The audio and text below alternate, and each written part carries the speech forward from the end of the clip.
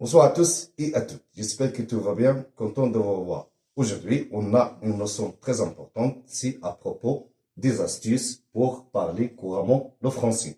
Pour apprendre une langue, il faut toujours chercher les astuces qui sont faciles et qui puissent vous aider à atteindre votre objectif.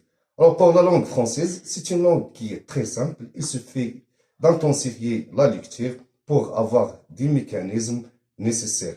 On se dispose de trois aspects: la conjugaison, la grammaire et l'orthographe.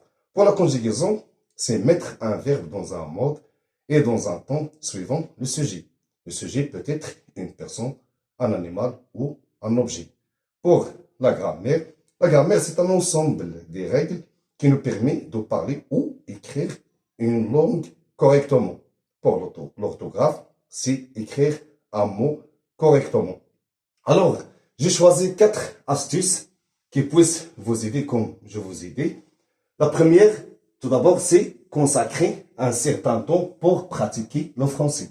Il faut toujours consacrer un temps, même une demi-heure ou une heure par jour, pour pratiquer le français. Alors, à l'aide de la pratique, on peut apprendre à parler librement et sans problème.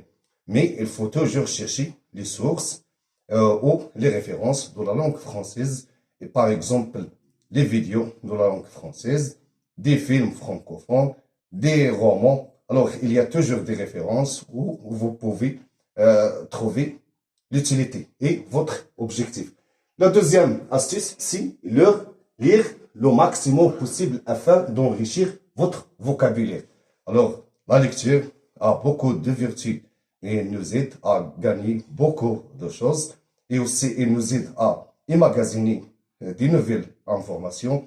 Oui, aussi on peut gagner un vocabulaire qui est respectueux et qui nous permet de gérer une discussion ou une conversation. Et essayez de lire à haute voix. Lisez à haute voix pour perfectionner votre prononciation.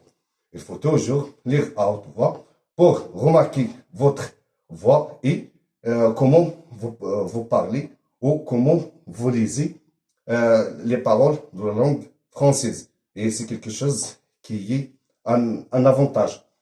La troisième astuce, c'est intégrer au groupe qui démarre des appels vocaux. C'est mieux d'intégrer au groupe qui démarre des appels où il y a des membres qui participent aux conversations, soit en écrit, soit en oral. Et c'est mieux d'intégrer, comme je vous ai dit, un groupe qui est respectueux, où il y a des changements, des idées aussi. Ils peuvent débattre des sujets différents. Alors, ces groupes existent où? À travers des applications, des réseaux sociaux. Alors, comme par exemple le Facebook, WhatsApp. Alors, il y a beaucoup de sources ou des applications des réseaux sociaux où on peut apprendre la langue française. Parce que il y a des participants, il y a des membres qui s'entraident entre eux pour apprendre la langue française. La quatrième et la dernière astuce, c'est être poli pour que les autres destinataires acceptent vos paroles, même si vous pouvez commettre des fautes. Alors, c'est une astuce qui est très essentielle. Il faut toujours être poli, comporter les gens d'une manière polie pour que les autres personnes ou les autres destinataires puissent vous comporter aussi d'une manière qui est très souple. Et ça veut dire c'est un bon caractère d'avoir la politesse toujours. Il faut toujours employer le conditionnel présent comme voudriez-vous, pourriez-vous, excusez-moi. Alors, il y a beaucoup de genres de la politesse, et c'est mieux de pratiquer toujours la langue par une politesse qui est exemplaire. À ce moment, je vous dis merci de m'avoir suivi. À bientôt.